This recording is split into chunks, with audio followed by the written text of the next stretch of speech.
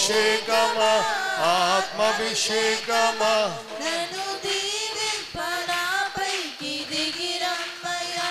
నీవు నాలోనున్నా నాకు భయమే లేదు, నేను దావీదు వలెనుందును. నీవు నాలోనున్నా నాకు భయమే లేదు, దావీదు వలెనుందును. గొల్యాతును పడగొట్టి జయమందు, గొల్యాతును పడగొట్టి జయమందు. అభిషేకమా నన్ను దీవింపనాపైకి దిగిరమ్మయ్యా. ఓ అభిషేకమా నన్ను దీవింపనాపైకి దిగిరమ్మయ్యా.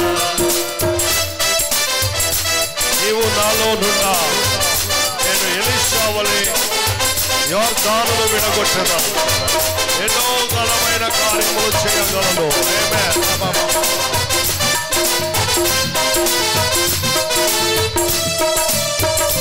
నీవు నాలోనున్నా నేను ఎలీషా వలె యొర్దానును విడగొట్టెదను. నీవు నాలోనున్నా నేను ఎలీషా వలె యొర్దానును విడగొట్టెదను.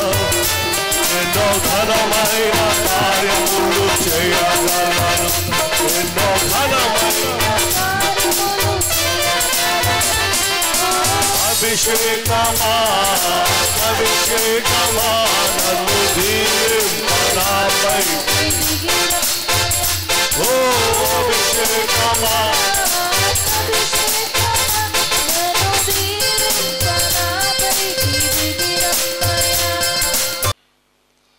బైబిల్ గ్రంథంలో మహాజ్ఞానిగా రాజైన సొలొమోను గురించి మనం చెప్పుకుంటాం. బైబిల్ గ్రంథంలో మహాజ్ఞాని ఎవరంటే రాజైన సొలొమోను. దావీదు గారు కష్టపడి సమకూర్చి సంపాదించి పెట్టాడు. తండ్రి సంపాదించాడు, చక్కగా కొడుకు గారు తండ్రి చనిపోయాక రాజు అయ్యాడు. చక్కగా పరిపాలించుకోకుండా ఆ యవ్వనస్తుడైన సొలొమోను కూడా రాజు అయిన వెంటనే గిబియోను అనే ఉన్నత స్థలానికి వెళ్ళాడు. మొదటి రాజుల గ్రంథము 3వ అధ్యాయము 4వ వచనం నుండి చదివితే, గిబియోను ముఖ్యమైన ఉన్నత స్థలమై ఉండెను కనుక బలులను అర్పించుటకై రాజు అక్కడికి పోయి ఆ బలిపీఠం మీద 1000 దహన బలులను అర్పించెను. హల్లెలూయా. గిబియోను అనే ముఖ్యమైన ఉన్నత స్థలానికి వెళ్ళిపోయి తండ్రి అయిన దావీదు దగ్గర ఏం నేర్చుకున్నాడంటే భయభక్తులు నేర్చుకున్నాడు. దేవుని స్తోత్రం. ఒకవేళ దావీదులాగా గొర్రెలు కాసుకునే వాళ్ళేమో తల్లిదండ్రులు మన గుళ్ళో కూడా, ఒకవేళ పిల్లల కంటే ఎక్కువ చదువు తల్లిదండ్రులకు లేదేమో, ఒకవేళ తల్లిదండ్రులు వేలిముద్రలు వేసేవాళ్ళేమో, నిషానీలేమో, ఒకవేళ దావీదు కూడా గొర్రెలు కాసుకునేవాడే. దేవుని కృప వల్ల రాజు అయ్యాడు. కానీ సొలొమోనుకి ఏమి నేర్పించాడు? భయభక్తులు నేర్పించాడు. దేవుని స్తోత్రం. తల్లిదండ్రులు మీ పిల్లలకు కూడా భయభక్తులు నేర్పించాను. మీ చదువు నేర్పలేకపోవచ్చు, డిగ్రీలు వాళ్ళకి ఇప్పించలేకపోవచ్చు, కానీ దేవుని స్తోత్రం. అయితే ఆ భయభక్తులు నేర్చుకున్న సొలొమోను రాజు అయిన వెంటనే ఎక్కడికి వెళ్ళిపోయాడు? ముందు దేవుడికి నేను బలులు అర్పించాలి. హల్లెలూయా. దేవుడికి బలులు అర్పించాలని చెప్పి 1000 దహన బలులు అర్పించాడు. 1000 దహన బలులు. అంతకుముందు ఏ రాజు కానీ, ఏ న్యాయాధిపతి కానీ, అబ్రహాము కానీ, ఇస్సాకు కానీ, యాకోబు కానీ, మోషే కానీ ఎవరో ఇన్ని దహన బలులు అర్పించలేదు. దేవుని స్తోత్రం. హల్లెలూయా. ఒక యవనస్తుడు 1000 దహన బలులు మొక్కుకున్నాడంతే. పొద్దున్న మొదలుపెట్టాడు. దహన బలు అంటే ఇలాంటి బలిపీఠం మీద ఒక పశువుని కాళ్ళు చేతులు కట్టి పెట్టి దాన్ని తలకాయ ఖండించి దాన్ని మళ్ళా దహిస్తారు. అలాంటి ఎన్ని మొత్తం 100 కాదు, 200 కాదు, 300 కాదు, 1000 దహన బలులు అర్పించాడు. ఆ రాత్రి అలసిపోయి అక్కడే పడుకున్నాడు. గిబియోనులో పడుకున్నాడు గదిలో. ఆ రాత్రి దేవుడు అతనికి ప్రత్యక్షమయ్యాడు. దేవుని స్తోత్రం, హల్లెలూయా. ఏం మాట్లాడుతున్నాడు దేవుడు? ఏం అడిగాడు వచ్చి? నేను నీకు దేనినిచ్చుట నీకు ఇష్టమో దాన్ని అడుగుమని. నీకు ఏం కావాలో కోరుకో. హల్లెలూయా. నీకు ఏం కావాలో కోరుకో అని దేవుడు అడిగాడు. అప్పుడు ఏమడిగాడు? ఏమడిగాడండి సొలొమోను? ఇలాగూ మనవి చేసెను, నీ దాసుడును నా తండ్రినైన దావీదు నీ దృష్టికి అనుకూలముగా. మీ దగ్గర దేవుడు వచ్చి అడిగాడు అనుకో, ఈ రాత్రి ఏమడుగుతారు? స్టూడెంట్స్ చెప్పండి, యూత్, ఏం కావాలో కోరుకో అంటే, నాకు మంచి భర్తనివి నాయన, 6 అడుగులు ఉండాలి నాయన, అమెరికాలో ఉద్యోగం ఇవి నాయన, దేవుని స్తోత్రం, కలెక్టర్ అవ్వాలి నాయన నేను, దేవుని స్తోత్రం, హల్లెలూయా. లేకపోతే మా శత్రువులు నాశనం అయిపోవాలి నాయన, అవునా కదా? మా ఊర్లో అందరికంటే పెద్ద బిల్డింగ్ నేను కట్టాలి నాయన, దేవుని స్తోత్రం. సొలొమోను ఏమడిగాడు? దేవుడు ఏం పని అప్పచెప్పాడో ఆ పనికి కావలసిన జ్ఞానము. చదవమ్మా, చదవండి అందరూ. నీ దాసుడును నా తండ్రియునైన దావీదు నీ దృష్టికి అనుకూలముగా సత్యమును నీతిని అనుసరించి యథార్థమైన మనసు గలవాడై ప్రవర్తించెను గనుక నీవు అతని ఎడల పరిపూర్ణ కటాక్షం అగుపరచి ఈ దినమునున్నట్లుగా అతని సింహాసనం మీద అతని కుమారుని కూర్చుండబెట్టి అతని యందు మహాకృపను చూపియున్నావు. నా దేవా యెహోవా, నీవు నా తండ్రి అయిన దావీదునకు బదులుగా నీ దాసుడినైన నన్ను రాజుగా నియమించి ఉన్నావు. అయితే నేను బాలుడను, కార్యములు జరుపుటకు నాకు బుద్ధి చాలదు. నేను బాలుడను అనగా చిన్న వయసులో ఉన్నాను. హల్లెలూయా. ఇంత పెద్ద పని చేయడానికి చిన్నవాడిని. దేవుని స్తోత్రం, హల్లెలూయా. చిన్నవాడంటే నిజంగా చిన్నవాడని కాదు, బాలుడు అనగా ప్రియదేవుని బిడ్డ, అతని వయసుకు మించిన పని చేసేవాడిని ఏమంటారు? చిన్నపిల్లడు అయ్యాను అంటారు. దేవుని స్తోత్రం, హల్లెలూయా. ఇప్పుడు మా నాన్నగారు ఒక సంస్థ అధినేత. ఇప్పుడు నేనున్నాను అనుకోండి, నేనేమవుతాను? చిన్నపిల్లడు ఆయన ముందు. దేవునికి స్తోత్రం, హల్లెలూయా. ఆ విధంగా బాలుడను నేను, నాకు బుద్ధి చాలదు. మా నాన్నగారు ఆటుపోట్లు తిన్నవాడు, కింద నుంచి పైకి వచ్చినవాడు, అన్ని దశలు చూసినవాడు. దావీదు ఎన్నో పరీక్షలు ఎదుర్కొన్నాడు, ఎన్నో శ్రమలు ఎదుర్కొన్నాడు. కాబట్టి ఆయన సక్సెస్ఫుల్ కింగ్ అయ్యాడు. కానీ నేను ఇంట్లో పెరిగిన వాడిని, నాకేమీ తెలీదు. నన్ను తీసుకొచ్చి సింహాసనం మీద కూర్చోబెట్టావు. కాబట్టి ఇప్పుడు నాకు ఈ ప్రజలకు న్యాయం తీర్చడానికి జ్ఞానము దయచేయి. దేవుని స్తోత్రం. వెంటనే దేవుడు చాలా ఇంప్రెస్ అయ్యాడు. మనం అడిగే అవసరతను బట్టి దేవుడు ఇంప్రెస్ అవ్వాలి. మనం చేసే ప్రార్థన దేవునికి నచ్చాలి. మనం అడిగే కోరికలు దేవునికి నచ్చాలి.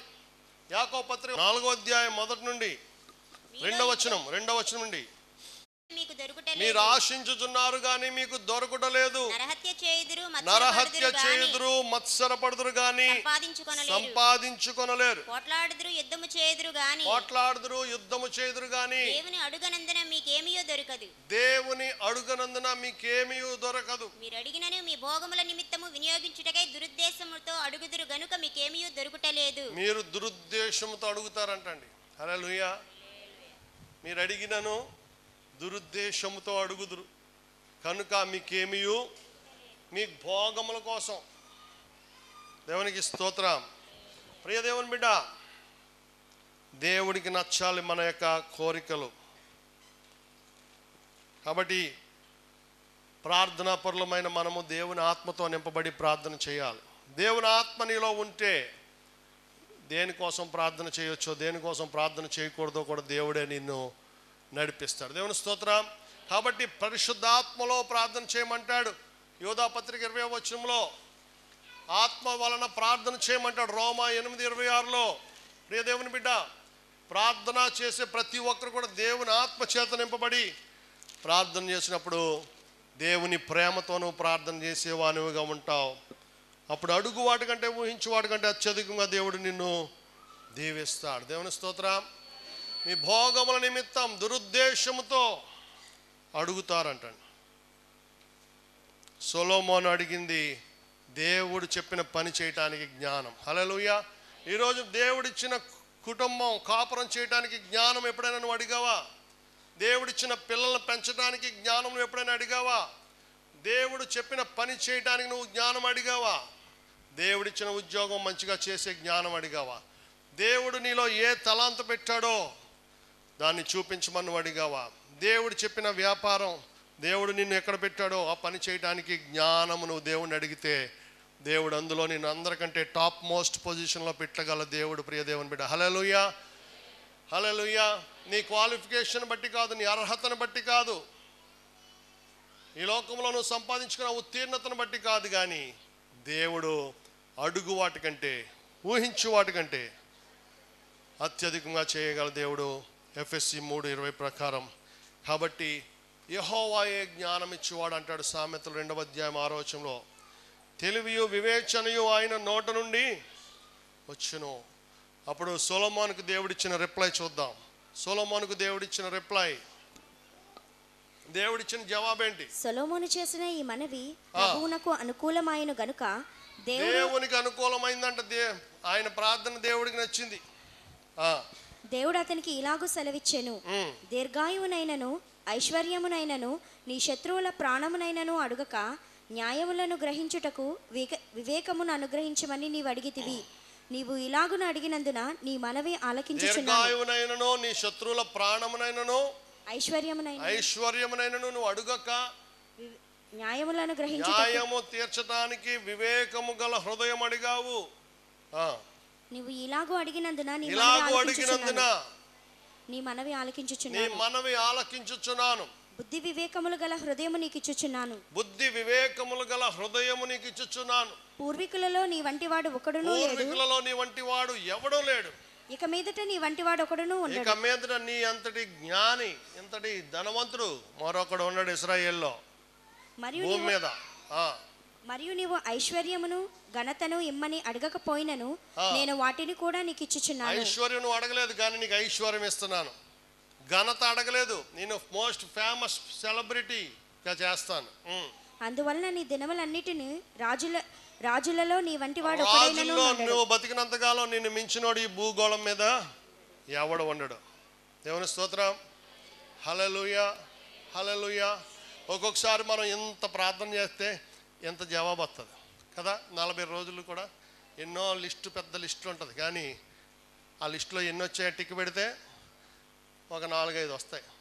40 రాసుకుంటాం మనం. హల్లెలూయా. కానీ సొలొమోను ఎంత ప్రార్థన చేస్తే ఎంత ఇచ్చాడు దేవుడు? ఎంత ఇచ్చాడు. అంతే మంచి మనస్సుతో నువ్వు ప్రార్థన చేస్తే, హల్లెలూయా, మంచి మనస్సుతో నువ్వు ప్రార్థన చేసినప్పుడు చిన్న ప్రార్థన చేసిన పెద్ద జవాబులు ఇస్తాడు దేవుడు. దేవుని స్తోత్రం. నీ మనసులో దురుద్దేశం ఉండొద్దు అంటున్నాడు, భోగేచ్ఛలు ఉండొద్దు అంటున్నాడు. యాకోబు 4:2 నుంచి మనం చదువుకున్నాం. స్వార్థం ఉండకూడదు, కుళ్ళు ఉండకూడదు, అసూయ ఉండకూడదు. ఇతర మనుషులతో పోల్చుకుని మనం దేవుడిని ఏది అడగక్కర్లేదు. నువ్వు ఎప్పుడు కూడా దేవునితో టైఅప్ అయిపోవాలి. దేవునితో టైఅప్. సొలొమోను దేవుడి రాజ్యంతో టైఅప్ అయ్యాడు. దేవుడి రాజ్యంతో డీల్ పెట్టుకున్నాడు. దేవా, నీవు ఇచ్చిన ఈ రాజ్యాన్ని పరిపాలించడానికి నాకు అంతే. దేవా, ఈ భూమి మీద నువ్వు అందరినీ సువార్త చెప్పమన్నావు కాబట్టి నీ సంఘానికి, నీ సేవకు, నీ పరిచర్యకు నేను దీవెనకరంగా ఉండటానికి నన్ను ఆశీర్వదించు అని అడుగు దేవుణ్ణి. హల్లెలూయా.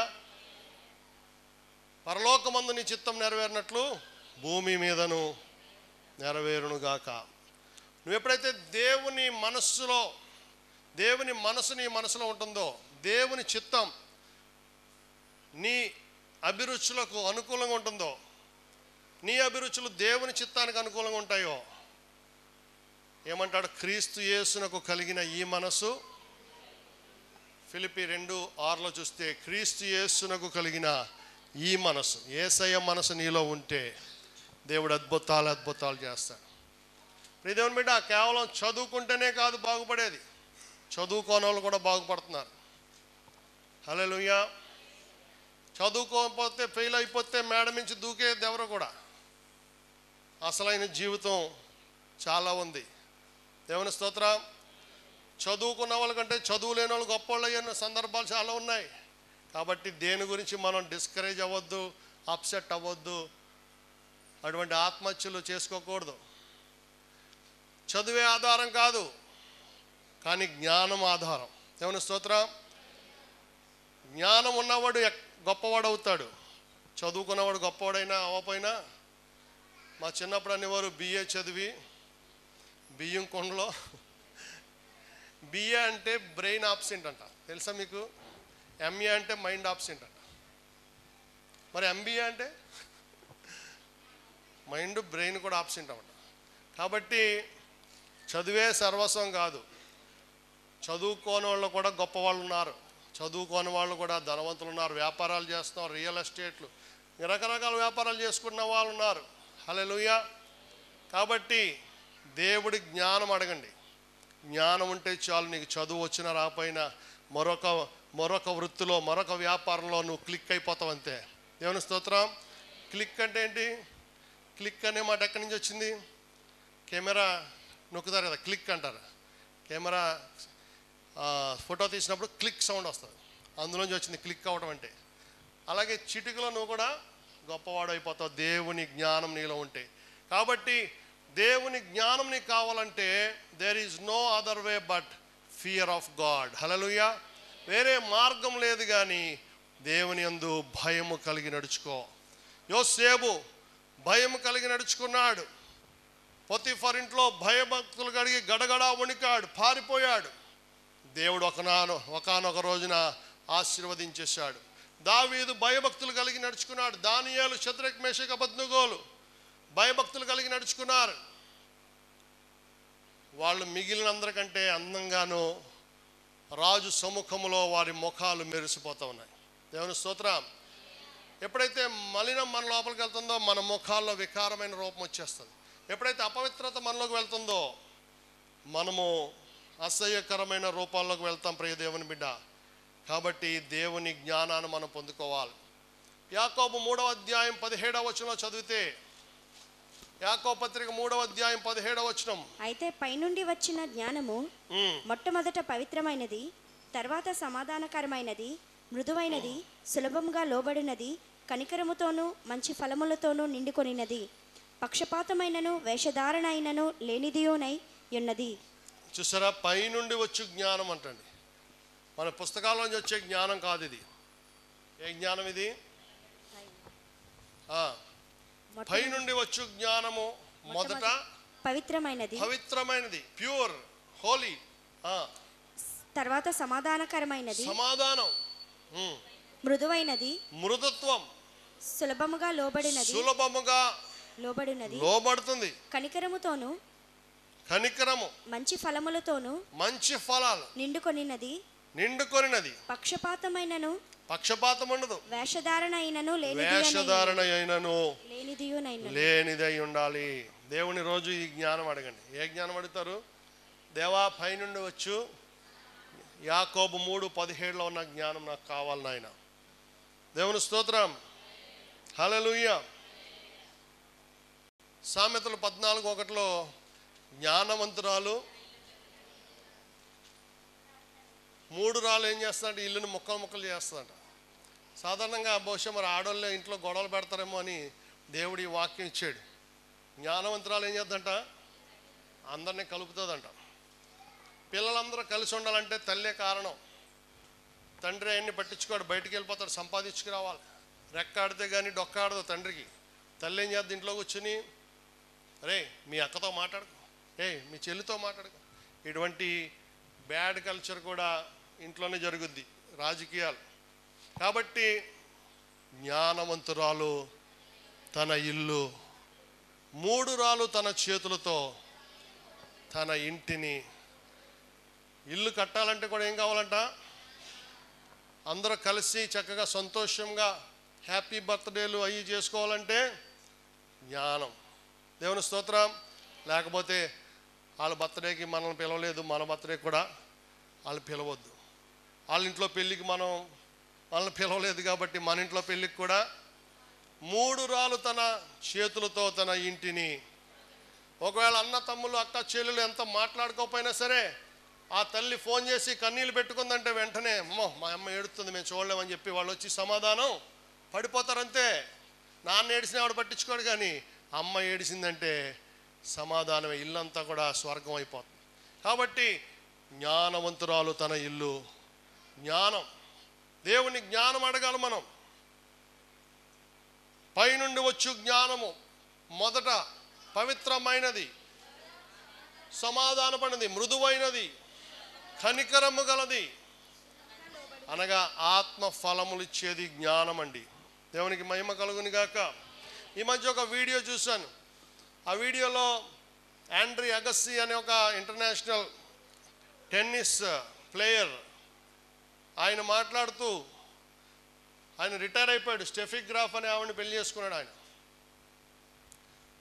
ఆ భార్య భర్త ఇద్దరు కూడా టాప్ టెన్నిస్ ప్లేయర్స్గా ఉన్నారు చాలా సంవత్సరాలు. ఆయన ఒక ఎక్స్పీరియన్స్ గురించి చెప్తూ, బోరిస్ బెక్కర్ అనే జర్మనీ ప్లేయర్ మీద చెత్త కింద ఓడిపోయాడు అంటే ఈయన. ఎప్పుడు ఆడినా సరే ఆ జర్మనీ ఆటగాడి మీద ఓడిపోతూ ఉండేవాడు అంటే ఈయన. బోరిస్ బెక్కర్ అని మా చిన్నప్పుడు ఆయన వింబుల్డన్ ఛాంపియన్ చాలా కాలం. ఆ బోరిస్ బెక్కర్ ఎడమ చేత్తో కొట్టేవాడు. ఇంక ఎదుటోడు ఎంత గొప్పవాడైనా సరే అవుట్ ఓడిపోవాల్సిందే. ఆ బోరిస్ బెక్కర్ వరుసగా 3 మ్యాచ్లు ఓడిపోయాడంట. ఎందుకు ఓడిపోతున్నాను, ఇతని సర్వీస్ ఎందుకు నేను తిరిగి రిటర్న్ చేయలేకపోతున్నానని మొత్తం వీడియోలు రప్పించుకున్నాడంట. బోరిస్ బెక్కర్ ఆడిన మ్యాచ్లన్నీ కూడా వీడియోలు రప్పించుకుంటే ఒక గమ్మత్తైన విషయం ఏంటంటే, అతను సర్వీస్ చేసేటప్పుడు నాలుక బయట పెట్టి చేస్తాడంట, కసిగా అనమాట. అలా పెట్టి కొట్టేవాడు. ఆ సర్వీస్ చేసేటప్పుడు నాలుక ఎడమవైపుకు ఉంటే ఆ సర్వీస్ ఎడమవైపుకి వెళ్ళేదంట. ఆ నాలుక కుడివైపుకి పెట్టి చేసేవాడంట, ఆ సర్వీస్ కుడివైపుకి వెళ్ళేది. అంటే ఎదటోడు తికమక పడిపోయేవాడు. ఆ సర్వీస్ ఎటు వస్తుందో తెలిసేది కాదు. ఎందుకంటే ఎడం చేతి వాడడం ఇంకా ఎక్కువ టాలెంట్ ఉంటుంది వాళ్ళకి, లెఫ్ట్ హ్యాండర్స్. ఆ వీడియోలో చూస్తున్నప్పుడు ఎంత కీన్ అబ్జర్వేషన్ అంటే, ఆ బోరిస్ బెక్కర్ని ఎలా ఓడించాలని ఒక పట్టుదలతో ఆ వీడియో చూసినప్పుడు ఆ ఎడం వైపుకి నాలుక ఇలా బయటికి పెట్టి ఇలా కొట్టేసేపటికి ఆ సర్వీస్ లెఫ్ట్కి వెళ్ళేదంట, కుడివైపు పెట్టి చేసేవాడంట. అది అతనికి తెలియదు ఇంతకీ చేసేవాడికి. కానీ అతను సైకలాజికల్గా అతను ఎటువైపు కొట్టాలనుకుంటున్నాడో నాలుగు అటువైపు వెళ్ళిపోయేదంట ముందు. కాబట్టి ఇది కనిపెట్టాడు. ఆ తర్వాత మ్యాచ్లో నుంచి అతను ఎటేస్తాడో ముందు అటు వెళ్ళి నిలబడేవాడు అంటే. అతను ఎటు కొట్టబోతున్నాడో నాలుగు చూసేవాడంట అంత దూరం నుంచి కూడా. ఆ నాలుక బయట పెట్టి చేసేవాడు. ఆ వీడియో చూస్తే ఎంత నవ్వొచ్చిందంటే, అంత జ్ఞానముతో అతను ఈ రోజున ఒక టాప్ ప్లేయర్ అయ్యాడు. ప్రపంచంలో ఒక టాప్ ప్లేయర్ అయ్యాడు ఆండ్రీ అగస్సీ. అంటే దానికి కారణం ఏంటి? ఎదుటి వాళ్ళలో ఉన్నటువంటి బలహీనతను అతన్ని ఎలా ఓడించాలనేటువంటి అతన్ని స్టడీ చేశారు. మన వాళ్ళు కూడా క్రికెట్ సచిన్ టెండూల్కర్ని ఎలా అవుట్ చేయాలని వాళ్ళందరూ బ్యాటింగ్ వీడియోలు తెచ్చుకుని చూస్తారు. కోహ్లీని ఎలా అవుట్ చేయాలి, కోహ్లీ వీక్నెస్లు ఏంటి. ప్రియదేవుని బిడ్డ, అయితే మనకు ఈ లోక సంబంధమైన జ్ఞానం కాదు, కానీ దేవుడిచ్చే జ్ఞానం మనలో ఉంటే, యెషయా గ్రంథం 11వ అధ్యాయం 2వ వచనం చదివితే, ఆ జ్ఞానము పరిశుద్ధాత్మ అభిషేకం. నన్ను దీవింప నాపైకి దిగిరమ్ము. దేవుని ఆత్మ నీ మీద ఉంటే నువ్వు దీవించబడతావు. ఏమంటాడు? యెహోవా ఆత్మ. యేసు ప్రభు పుట్టబోతున్నాడు ఇంకా 700 సంవత్సరాల తర్వాత. ఆయన మీద ఉండే ఆత్మను గురించి యెషయా ద్వారా దేవుడు ముందే రాయించాడు యెషయా గ్రంథంలో. ఏం ఆత్మ అంటండి? యేసు ప్రభు మీద ఉండే ఆత్మ జ్ఞాన వివేకములకు ఆధారమగు ఆత్మ, ఆలోచన బలములకు ఆధారమగు ఆత్మ, తెలివిని యెహోవా ఎడల భయభక్తులను పుట్టించు ఆత్మ అతని మీద నిలుచును. హల్లెలూయా. మూడు గుణాలు, సద్గుణాలు చెప్తున్నాడు. మొదటిదేంటి? జ్ఞాన వివేకములకు ఆధారమగు ఆత్మ. నీ మీద ఉన్న పరిశుద్ధాత్మ జ్ఞాన వివేకములకు. హల్లెలూయా. గుణవతి అయిన భార్య దొరుకుట. గుణవతి అంటే తెలివైన భార్య. దేవుని స్తోత్రం. జ్ఞానవంతురాలు. బుద్ధిగల కన్యకలు బుద్ధి లేని. హల్లెలూయా. బండ మీద ఇల్లు కట్టేవాడు ఎవడు? బుద్ధిమంతుడు అంటాడు. ఇసుక మీద ఇల్లు కట్టేవాడు అంతా కూడా జ్ఞానమే. బైబిల్ అంతా కూడా జ్ఞానం. జ్ఞానం సంపాదించుకోమని చెప్తుంది. పరలోకానికి వెళ్ళాలంటే జ్ఞానం కావాలి నీకు. నరకానికి వెళ్ళాలంటే జ్ఞానం అవసరం లేదు. దేవుని స్తోత్రం. నరకానికి పోయేవాళ్ళు మొండివాళ్ళు, మూర్ఖులు, సోమరిపోతులు, నిద్రపోతులు. దేవుని స్తోత్రం. దేవునికి భయపడని వారు. పరలోకానికి వెళ్ళే వాళ్ళు చురుకైన వాళ్ళు, దేవునికి భయపడేవారై ఉండాలి. దేవుని స్తోత్రం. జ్ఞానులై ఉంటారు కాబట్టి జ్ఞానంతో నడిపించబడాలి మనం. దేవాని జ్ఞానం ఇవ్వు నాయనా అని ప్రతిరోజు ప్రతి వయస్సు వారు ప్రార్థన చేసుకోవడం ఎంతైనా అవసరం. జ్ఞాన వివేకములకు ఆధారమగు ఆత్మ తెలివిని యెహోవాయందు భయభక్తులను పుట్టించు ఆత్మ, ఆలోచన బలములకు ఆధారమగు ఆత్మ. ఈ ఆత్మ యేసు ప్రభు మీద ఉంది. ఈ ఆత్మ యేసు ప్రభు నీ విశ్వసించిన వారందరి మీద ఉంది. రోమా 8:9 ప్రకారం ఎవడైనను క్రీస్తు ఆత్మ లేనివాడైతే వాడు ఆయన వాడు కాడు. కాబట్టి ఈ ఆత్మతో మనం నింపబడ్డాం. అందుకనే మన క్రైస్తవులు ఈ రోజున పరిపాలిస్తున్నారు. దేవుని స్తోత్రం. ఈ ఆత్మ బుద్ధి వివేకములకు ఆధారమగు ఆత్మ, ఆలోచన బలములకు ఆధారమగు ఆత్మ, తెలివిని యెహోవాయందు భయభక్తులను పుట్టించు ఆత్మ. ఈ ఆత్మ భయభక్తులు కూడా పుట్టిస్తుందంటండి. ఈ ఆత్మతో మన క్రైస్తవులు నింపబడ్డారు. కాబట్టి క్రైస్తవ దేశాలు ఉన్నతమైన స్థితిలో ఉన్న ఏ వస్తువైనా క్రైస్తవుడే కనిపెట్టాడు. ఏ ట్రాన్స్పోర్ట్ అయినా, ఏ టెక్నాలజీ అయినా, ఏ మెషినరీ అయినా సరే క్రైస్తవుడు కనిపెట్టింది. కానీ ఈ లోకంలో వేరే వాడు ఎవరికి కూడా కనిపెట్టే అంతటి జ్ఞానములు లేదు ప్రియదేవుని. కాబట్టి క్రైస్తవ బిడ్డలు దేవుని యందు భయభక్తులు కలిగి పెరగాలి. స్టూడెంట్స్ దేవుని ప్రేమించాలి. దానియేలు వలె, దావీదు వలె, యోసేపు వలె కేవలం బైబిల్లో పేర్లు పెట్టుకోవడం కాదు, దానికి తగినట్లుగా జీవించి దేవుని మహిమార్థమై ఉన్నతమైన స్థితికి చేరినప్పుడు దేవుడు మీ కుటుంబాలను బట్టి దేవుడు ఆనందిస్తాడు. మీ కుటుంబాలు, ఒక అంబేద్కర్ కూడా ఒక పేద కుటుంబంలో పుట్టినవాడే, కానీ ఈ రోజున ప్రపంచం అంతా మాట్లాడుకుంటుంది. అలాగే ఒక ఎన్నికలేని కుటుంబంలో పుట్టిన నీ పిల్లలను కూడా దేవుడు గొప్పవాళ్ళని చేయాలంటే దేవుని జ్ఞానం అడగండి. ఆయన ఎవరిని గద్దించక అందరికీ ధారాళంగా దయచేయవాడు. అటు అనుభవంలో పరిశుద్ధాత్మ దేవుడు మనందరినీ నడిపించును గాక. ఆమేన్. హల్లెలూయా. అందరూ లేచి నిలబడదాం. హల్లెలూయా, హల్లెలూయా, హల్లెలూయా, హల్లెలూయా, హల్లెలూయా. ప్రార్థన. పరిశుద్ధుడా మా పరమ తండ్రి, ఈ వాక్యము నీ బిడ్డలందరూ వినికిలో దీవించి, ముఖ్యంగా స్టూడెంట్స్ అందరినీ దేవా మెరిట్లో ప్రభా పాస్ అవడానికి కృప చూపమని, ఈ రోజున వచ్చినా రాలేకపోయినా ఇతర పట్టణాల్లో ఉండి చదువుకుంటున్న ప్రతి బిడ్డను కూడా మీరు దీవించండి. ఈ జ్ఞానాత్మతో నింపి అభిషేకించి అడుగువాడికంటే ఊహించువాడికంటే అత్యధికంగా దయచేయమని, ముఖ్యంగా వారు ఎక్కడున్నప్పటికీ కూడా తగ్గింపు స్వభావం, తాను తగ్గించుకునేవాడు హెచ్చింపబడినన్నావు.